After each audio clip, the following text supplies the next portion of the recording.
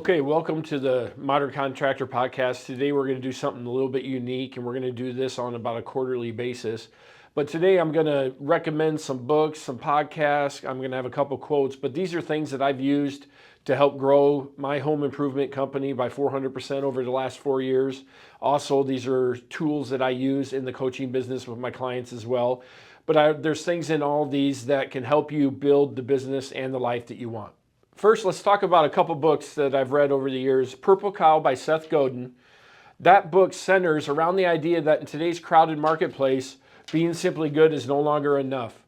Godin argues that businesses must be remarkable in order to stand out and earn attention. He uses the metaphor of a purple cow in a field of ordinary cows, something so different and unexpected that people can't help but notice it and talk about it. An example in my home improvement company is a commercial series that we run with an AI baby being funny and doing different things. That is really incredibly successful advertising that we've done, and people are talking about it all the time.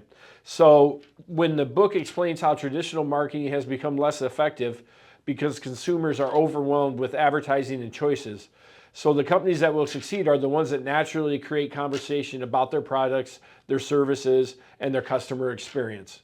The book applies especially well to industries like construction and home improvement, where many companies offer similar services and messaging and sales processes.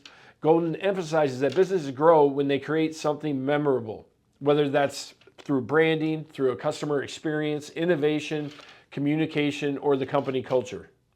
Instead of trying to appeal to everyone, he encourages businesses to lean into what makes them different and build a reputation people generally want to share with others. The overall message is that safe and ordinary businesses tend to get overlooked, while companies willing to stand out and innovate become the ones customers remember and recommend. That's why at Buresh Home Solutions, we also do everything we can to differentiate our company from our competitors. That's why I wrote the book, Differentiate and Dominate. It's a lot of the same principles that Purple Cow talks about. I also want to talk about another book that has really helped change my philosophy on how I handle accounting and revenue. It's Profit First by Michalowicz. I think I got the name right. Hopefully I did, and I apologize if I didn't. This book challenges the traditional accounting formula of sales minus expenses equals profit. It replaces it with a much simpler mindset. Sales minus profit equals expenses. The core idea of this book is that many business owners treat profit as whatever money is left over at the end of the month, which often leads to overspending and constant financial stress. In this book, he argues that the profitable businesses intentionally take profit first by setting aside a percentage of revenue before paying expenses. I've implemented this at Buresh Home Solutions, and it's a tremendous different mentality that has really worked really well. This forces companies to operate more efficiently and build healthier financial habits instead of endlessly increasing overhead. The book focuses heavily on behavioral psychology and explains that most entrepreneurs are naturally driven to grow revenue, but often ignore the systems needed to maintain the profitability. In this book, he introduces a system of separate bank accounts for things like profit, taxes, owner compensation, and operating expenses, so business owners can clearly see where their money is going and avoid the trap of believing that they have more cash available than they actually do. The overall message is that revenue alone does not create a successful business. Consistent profitability, disciplined financial management do. For contractors and growing companies especially, the book highlights how easy it is to scale sales while still struggling financially if the profit is not intentionally prioritized from the beginning. I'm going to let you know, in my home improvement business for a decade, I was doing exactly what he was teaching us not to do. Now, since implementing a few of the ideas in this book, my company is much, much stronger financially. So next, I'm going to introduce you to a couple of podcasts that I listen to each week, have been listening to for years.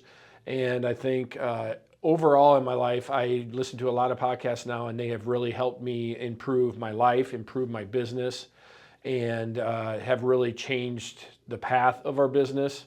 And I really appreciate the different messages I can get from these podcasts. So let's start with the Founders Podcast by David Senra. Founders is a podcast where David Senra studies some of the greatest entrepreneurs and business builders of all time. He breaks down the lessons they use to build their massive companies. He dives into people like Steve Jobs, Henry Ford, Elon Musk, Walt Disney, and a bunch of other founders to figure out how they thought, how they worked, handled their problems, and stayed driven for so many years. The cool part about the podcast is that it doesn't just focus on business strategy. It really gets into the mindset and the habits that made these people successful. One thing I really like about this podcast is how much it reinforces that success usually comes from consistency, obsession with improving, and thinking long term. A lot of founders he talks about weren't overnight successes at all. They spent years refining their craft, learning from mistakes, and sticking with the vision even when things got difficult. There are a lot of parallels to this in the construction industry too, because building a strong company takes patience, reputation, leadership, and constantly trying to get a little bit better every day. So the next podcast I want to talk about Finding Mastery podcast with Michael Gervais. He's a sports psychologist, and I want to talk about it. What's interesting is I'm currently listening to an episode with Andrew Whitworth, who is a 4-time Super Bowl winner, and the podcast is about the psychology of winning. On the podcast, he interviews world-class performers, athletes, coaches, CEOs, military leaders, entrepreneurs, and more, about what it really takes to perform at a high level consistently. The conversations go a lot deeper than just success or business. A lot of it is about mindset, discipline, pressure, confidence, habits, and learning how to stay focused when things get difficult. All things that we can always use when running a home services company. What I like about the podcast is that it's really centered around mastering yourself before anything else.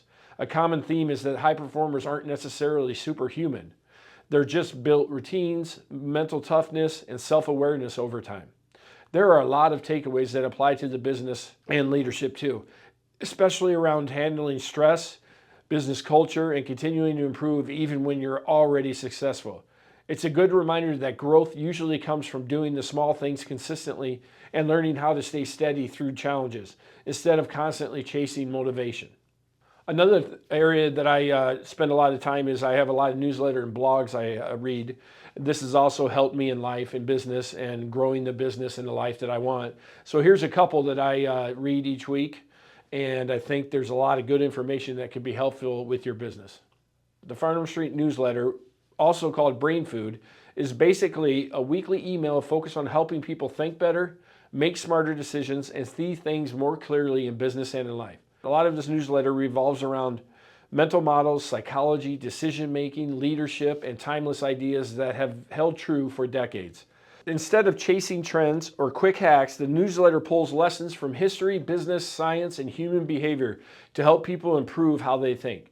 What I like about it is practical without feeling overly corporate or motivational. A lot of the ideas are things you can immediately apply to leadership, business ownership, relationships, and everyday decision making. It's one of those newsletters that consistently reminds you to slow down, think long term, and avoid reacting emotionally or impulsively. For business owners especially, there are a lot of parallels around building a strong system, staying disciplined, and learning from people who've already figured things out before us. And so to end this podcast, I thought I'd do a couple quotes, one from the newsletter we talked about and one from the podcast founders. The first one is, one way to beat fear is with steps so small they don't scare you. As you get closer to fear, you realize there was never anything to be afraid of. That's from Shane Parrish in the Farnam Street blog. Another one that I really liked, if you're not bound by conventional thinking, you can come up with some clever new ways of doing it. That was from Michael Dell when he was on the Founders Podcast. Well, I really appreciate you taking the time to watch this podcast. I hope these resources help you in some way. And I look forward to doing a podcast like this on about a quarterly basis to talk about other books, podcasts, and things that I use on a daily basis in both the coaching business and the home improvement industry. If you have any books or newsletters or podcasts that you really enjoy, please note them below and we'll share them with the community.